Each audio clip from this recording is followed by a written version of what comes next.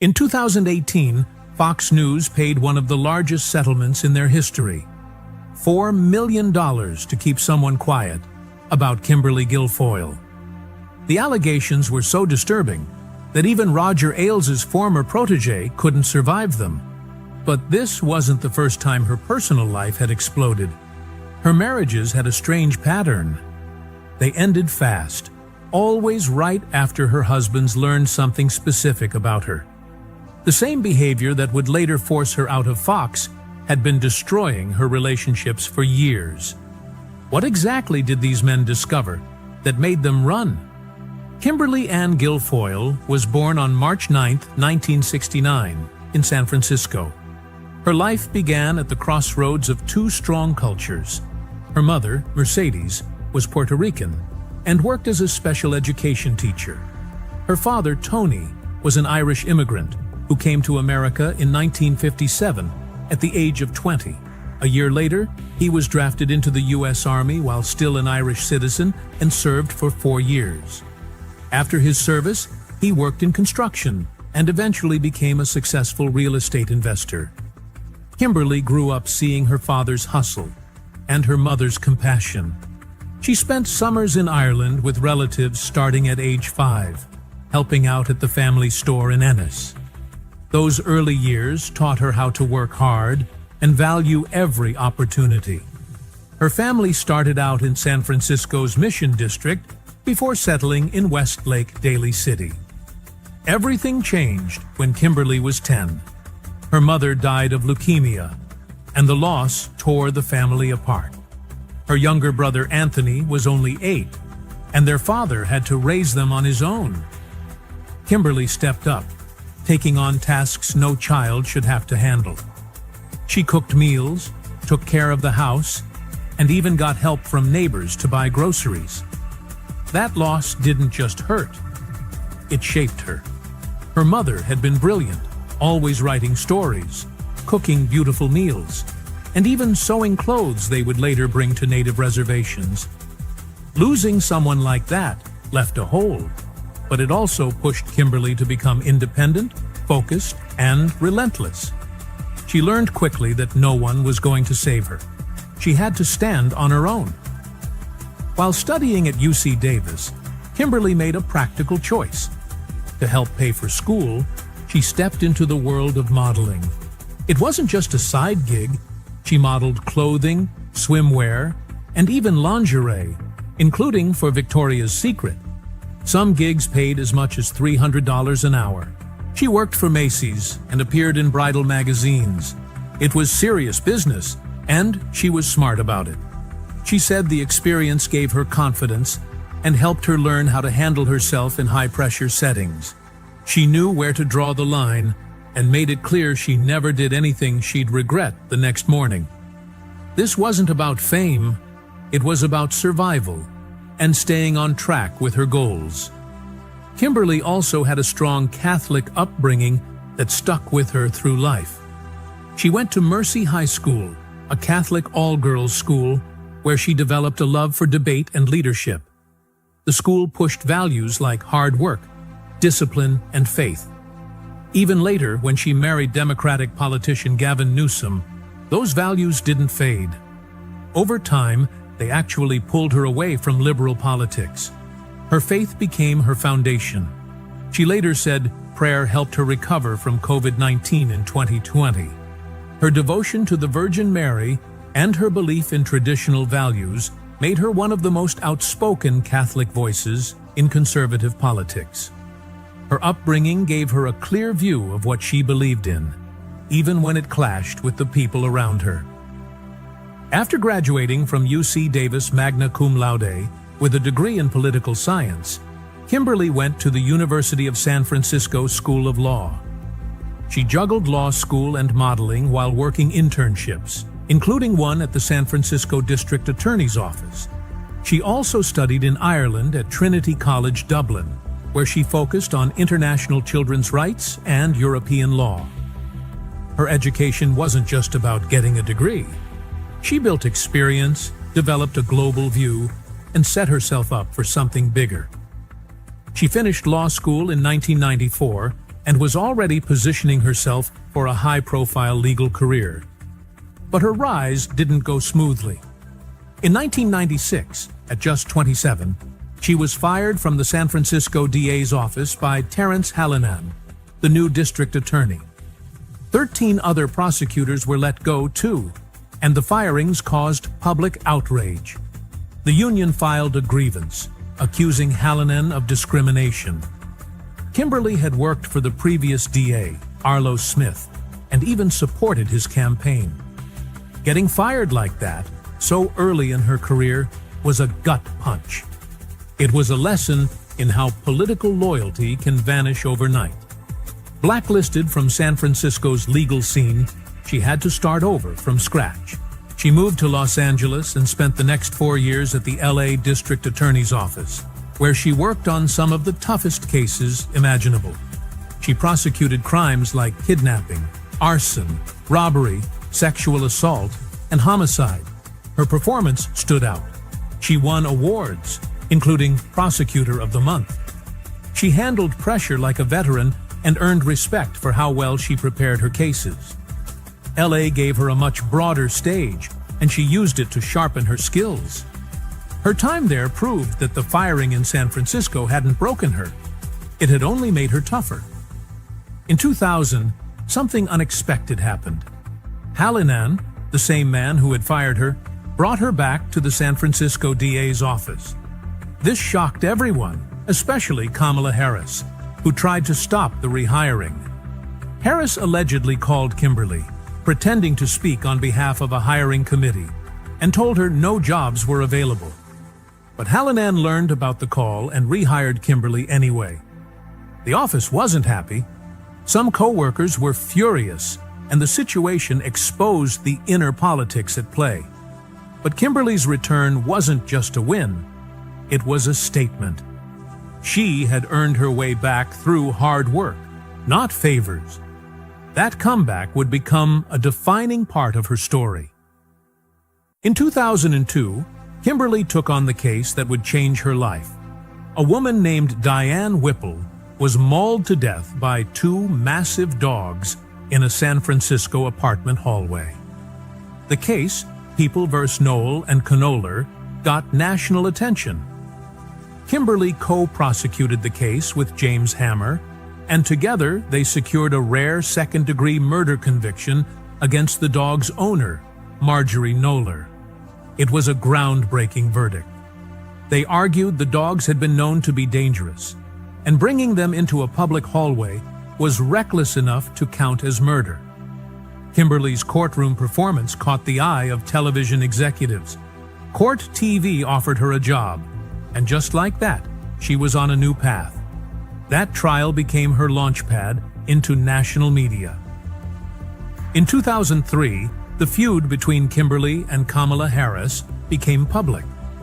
During Harris's campaign for DA, Kimberly accused her of creating a hostile work environment during the hiring process. She called Harris's actions underhanded and frosty. Harris denied it, but the conflict spilled into the press. Hallinan even confirmed in a public debate that Harris had opposed the hiring. Kimberly still acknowledged that Harris was smart and a good speaker, but the tension never went away. That early rivalry between 2 rising women in law and politics would stretch into the decades that followed. Kimberly Guilfoyle first met Gavin Newsom in 1994 at a Democratic fundraiser for John Burton, a California Assembly member. The introduction came through San Francisco attorney Art Groza, who thought the two might be a good match.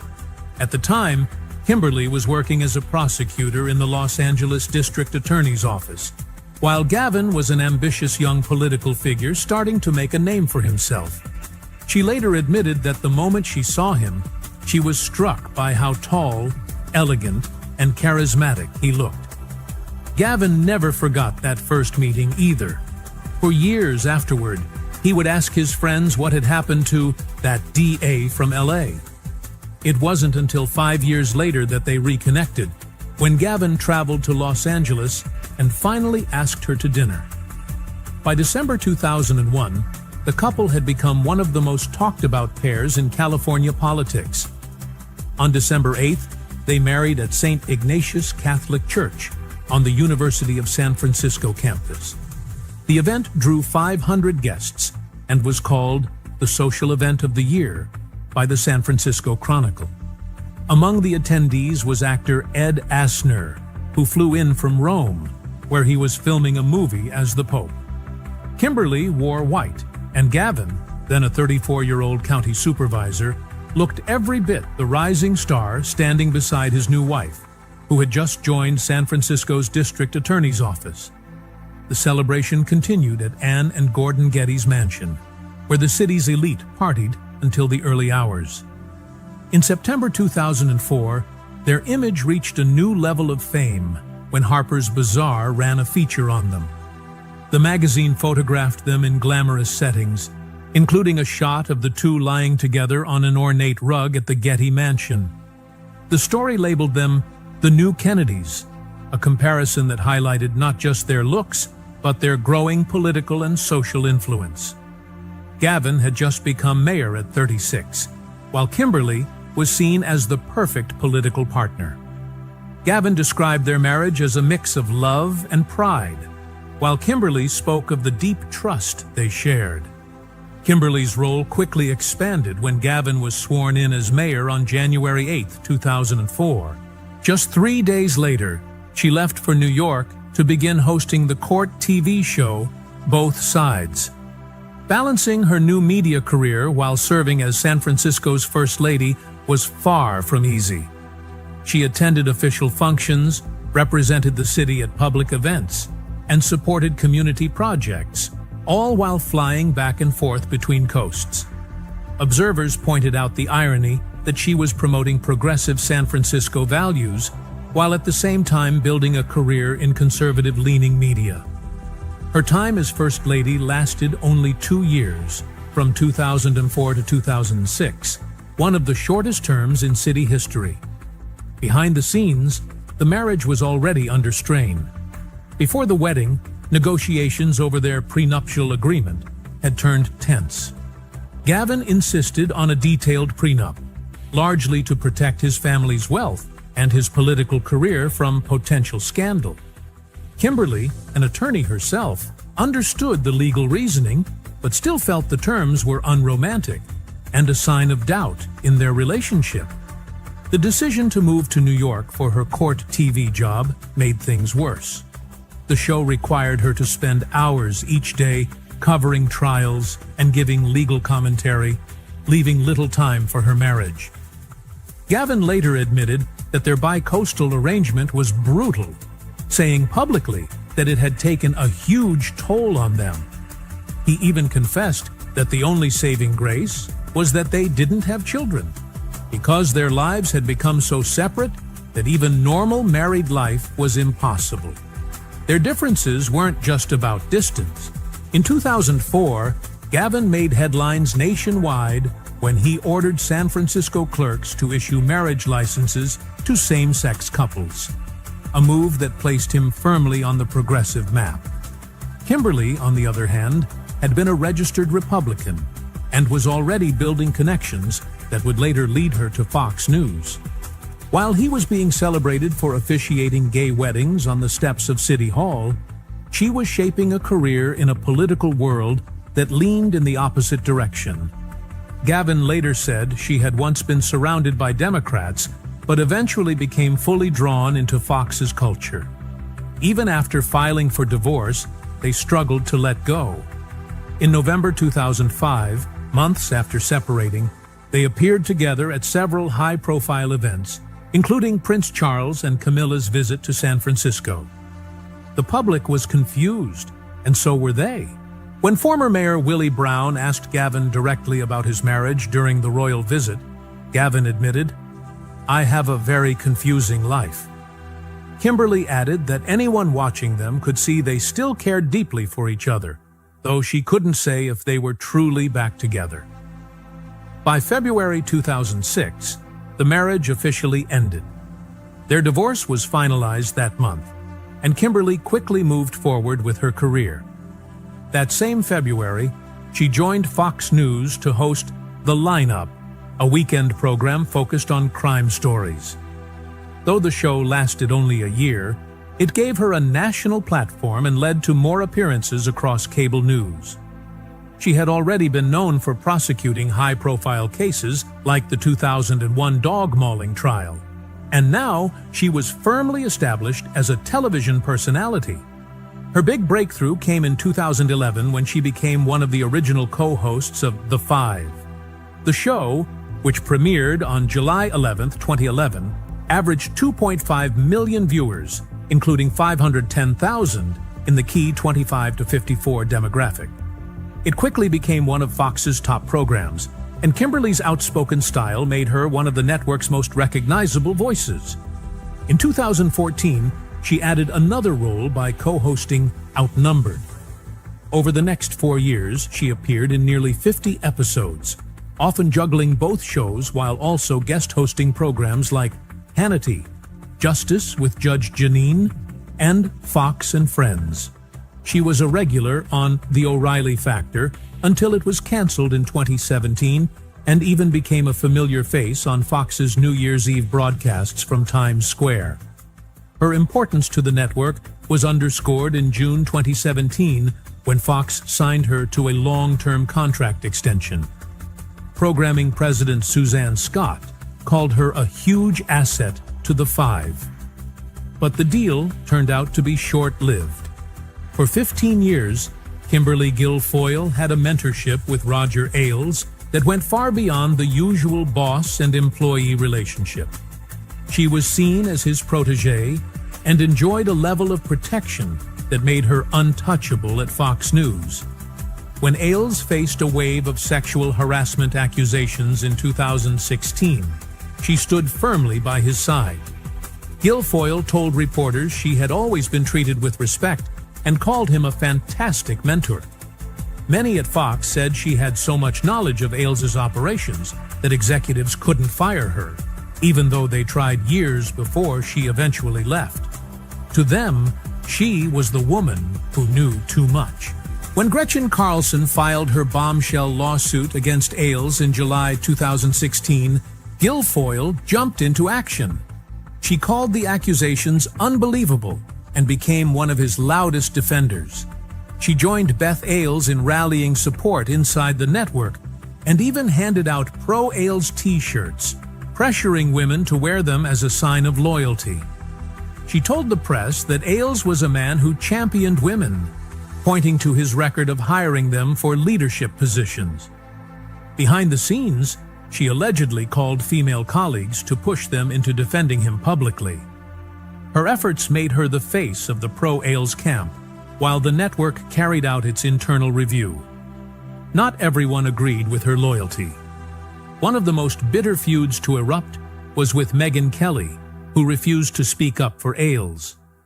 Kelly's silence, guided by her lawyers, infuriated Guilfoyle.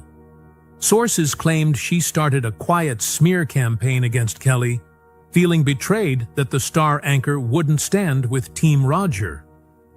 The tension spread through the Fox offices. Later, Kelly revealed that Ailes had harassed her 10 years earlier, which explained why she could not defend him. For many, that revelation made Guilfoyle's attacks on her even more disturbing, since she was essentially pressuring a victim to shield her alleged abuser. Even after Ailes resigned in disgrace that summer, Guilfoyle reportedly struggled to adjust to the changing culture at Fox. She made sharp and inappropriate comments, including telling colleagues that Janine Pirro, then 67, was too old to be on television. By 2017, whispers about her behavior grew louder. Fox opened a year-long investigation after a young female assistant, hired in 2015, reported disturbing misconduct. HR officials began quietly interviewing staff, including makeup and hair artists, who said Guilfoyle often discussed sexual matters at work and made them deeply uncomfortable. The investigation uncovered far more than casual comments. According to a 42-page draft complaint from her assistant, Guilfoyle regularly displayed herself naked, and sometimes asked the young woman to critique her appearance. She allegedly showed her photographs of male genitalia belonging to partners and fans, demanded thigh massages, and encouraged her to submit to sexual favors for powerful men. Makeup and hair staff also told investigators they had been forced to see the same explicit photographs and listen to graphic talk that made the workplace unbearable. By the summer of 2018, Fox executives had enough evidence that they felt they had no choice but to act. They delivered an ultimatum: resign by the end of July or face termination along with public exposure of the allegations. Rupert Murdoch later admitted in a Dominion lawsuit email that he personally insisted she be fired for inappropriate behavior. On July 20th, 2018, Fox announced they had parted ways with Kimberly Guilfoyle. The official statement gave no details, and Guilfoyle claimed she left to avoid conflicts of interest over her relationship with Donald Trump Jr. But insiders knew the truth was very different. Behind the scenes, Fox agreed to pay her former assistant at least $4 million in a private settlement, one of the largest sexual harassment payouts in the network's history. The deal came with a strict non-disclosure agreement that silenced the young woman, keeping the disturbing details from reaching a courtroom. When later contacted, she simply said she had nothing to share. The enormous payout showed just how damaging Fox believed the case could be to their reputation.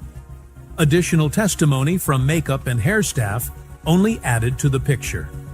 They recalled how Guilfoyle would show explicit photos in the workplace and speak openly about her sex life, while berating support staff in emotionally abusive ways.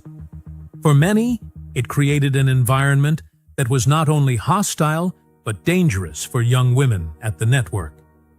Kimberly Guilfoyle's fall from Fox News in July 2018 was brutal, but her recovery was almost instant. Just 3 days after being forced out, she joined America First Policies, a super PAC created to back Donald Trump. It was a stunning turnaround considering she had just faced a year-long internal investigation at Fox that ended with a $4 million settlement to her former assistant over sexual harassment claims. The allegations were disturbing, including reports that she exposed herself to staff and shared explicit photos of men she had been involved with. Despite the scandal, the Trump orbit welcomed her, proving that loyalty mattered more than controversy.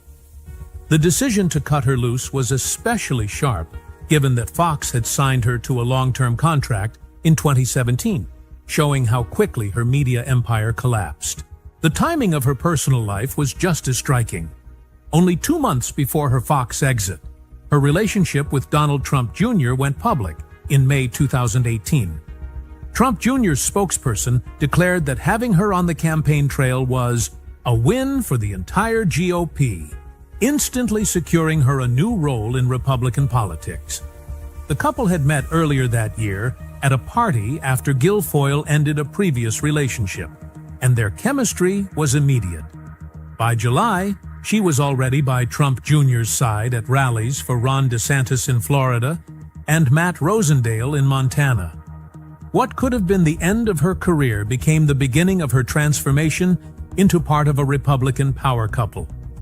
Her place in Trump's inner circle solidified in January 2020 when she was made national chairwoman of the Trump Victory Finance Committee.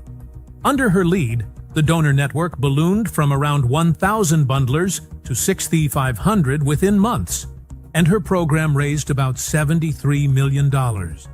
Yet behind the numbers, there was turmoil.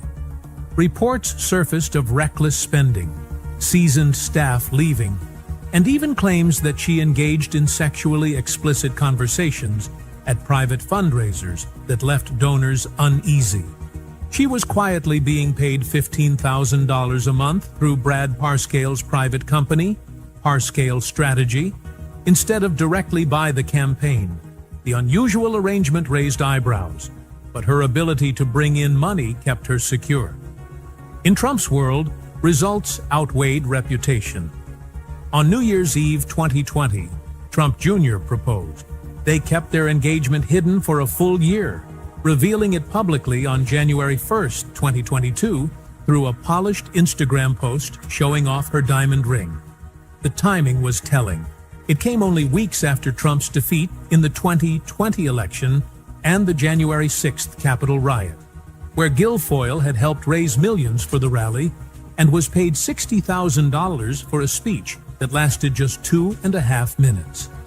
Announcing the engagement at that moment cemented her role as part of the Trump dynasty during its most turbulent period. But despite the promise of marriage, nearly 4 years passed with no wedding. The cracks became public in August 2024 when photos surfaced of Trump Jr. kissing Florida socialite Bettina Anderson during brunch at the Honor Bar in Palm Beach. Witnesses described the scene as openly affectionate, with Anderson placing her hand on his thigh and kissing him repeatedly. The pair had first been spotted together at the Republican National Convention the previous month, but the August photos were undeniable proof of an affair that had been building for months.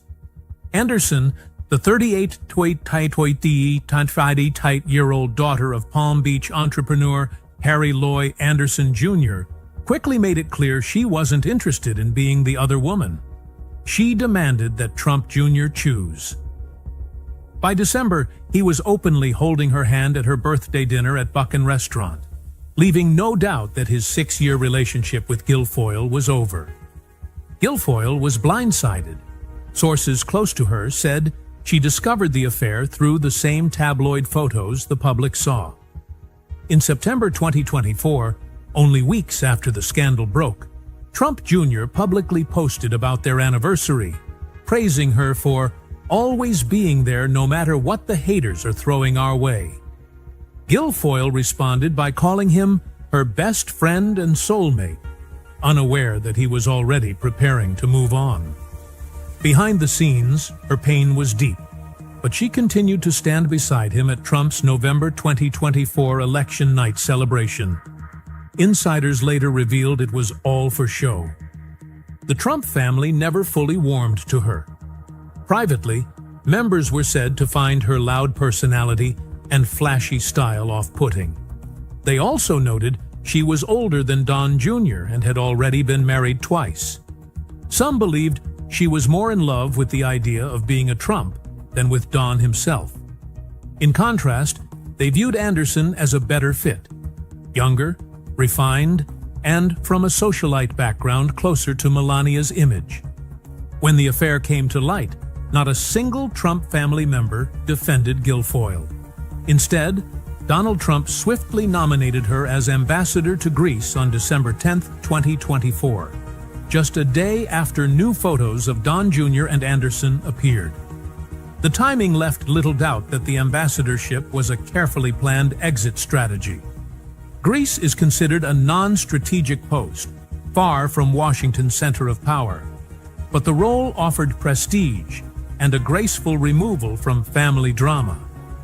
Trump praised her extensive experience and leadership in law, media, and politics, along with her sharp intellect.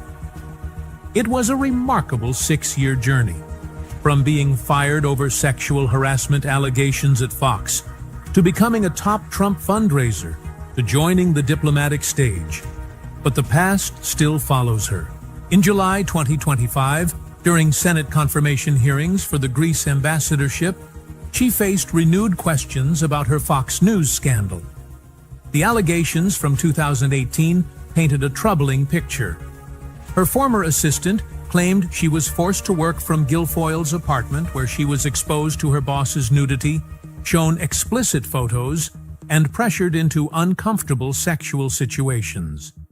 The assistant had detailed all of this in a draft complaint before Fox paid at least $4 million to settle, one of the largest payouts in the network's history.